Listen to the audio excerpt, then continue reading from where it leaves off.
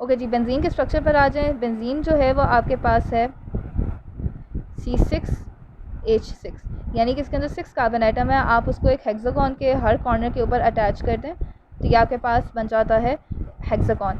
कैसे बनेगा? आप हर कार्बन आइटम को एक सिंगल बॉन्ड के साथ अटैच कर लें।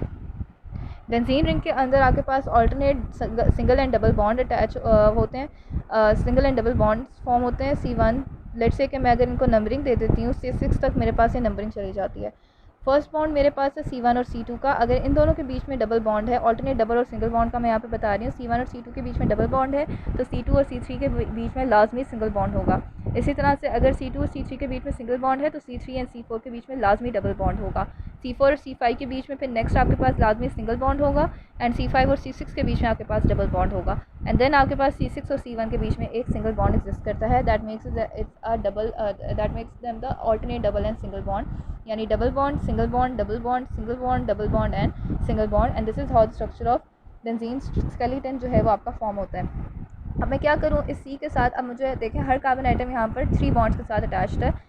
C1 यहाँ पर 2 बॉन्ड्स बना रहा है C2 के साथ और 1 बना रहा है C6 के साथ। इट मीन्स के इस कार्बन की 3 वैलेंसी सेटिस्फाई है और हमें पता है कि हमने हर कार्बन आइटम की 4 वैलेंसी सेटिस्फाई करनी होती है। तो हर कार्बन आइटम यहाँ पर इस वक्त 3 बॉन्ड्स बना रहा है हर दूसरे कार्बन आइटम के साथ। तो it needs only 1 more hydrogen atom to satisfy its 4th valency. एक और वैलेंसी सेटिस्फाई करने के लिए, 4th बॉन्ड सेटिस्फाई करने के लिए सिर्फ अगर हम एक एच इंट्रोड्यूस करवा देते हैं हर कार्बन आइटम के साथ, तो आप ये देख सकते हैं कि हर कार्बन आइटम की 4 वैलेंसी सेटिस्फाई है। फॉर एग्जांपल यहाँ पे C2 2 बॉन्ड्स बना रहा है C1 के साथ और एक बॉन्ड बना रहा है 3 के साथ और एक अब हाइड्रोजन के साथ बना रहा है, तो इसकी 4 बॉन्ड्स जो हैं वो कंप्लीट हैं। So this is basically the structure of benzene.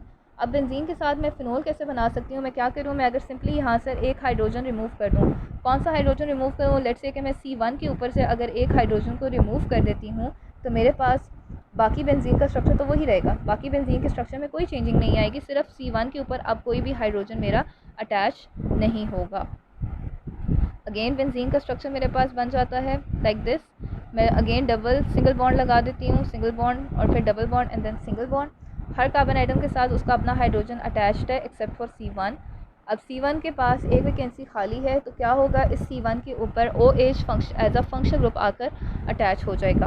क्या हुआ, पहले कार्बन आइटम 1 से मैंने बेंजीन के एक हाइड्रोजन को रिमूव किया तो मेरे पास एक ऐसी जैसा हम एक अल्काइल चेन बना रहे थे, this is not an alkyl chain, benzyl chain आप कह सकते हैं, ये बन जाती है। उस बेंजाइल चेन के ऊपर आप एक OH अगर लाकर अटैच कर देते हैं तो that makes it a phenol. उस कंडीशन में हम बेंजीन को बेंजीन नहीं बोलते, हम उसको फिनोल बोलते हैं। और अब अगर इसके कार्बन आइटम, जैसे यहाँ पर हमने कंडेंस स्ट्रक्चर फार्मूला लिखा C6H6 का, अगर फिनोल का कंडेंस स्ट्रक्चर फार्मूला लिखें तो कार्बन आइटम काउंट करें 1 2 3 4 5 6, C6 हाइड्रोजन काउंट करें 1 2 3 4 5, सिर्फ वो हाइड्रोजन जो कार्बन के साथ अटैच हैं, तो ये आपके पास 5 हो गया और इसके साथ आपका जो फंक्शन ग्रुप अटैच था that was OH। So this makes it a phenol. क्या मतलब था कि जब भी फिनोल आपका कब बनेगा, only when you are going to attach an OH group as a functional group with a benzene chain, that will only form the phenol. Only तब, उस कंडीशन में, उस वक्त आप सिर्फ एक फिनोल फॉर्मेशन करते हैं जब आपका OH जो है वो जाके किसी बेंजीन रिंग के साथ अटैच हो जाता है। अदरवाइज़ अगर OH किसी एक सिंपल अल्केन चेन या अल्कीन चेन के साथ अटैच होता है तो वो सिर्फ एक अल्कोहल बनाता है, एक फ़िनोल नहीं बनाता। फ़िनोल की कंडीशन क्या है कि फ़िनोल के अंदर आपका फंक्शन ग्रुप OH जाकर सिर्फ बेंजीन रिंग के साथ अटैच होगा। Only in that condition we will call it as फ़िनोल।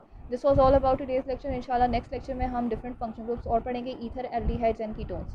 Thank you for today.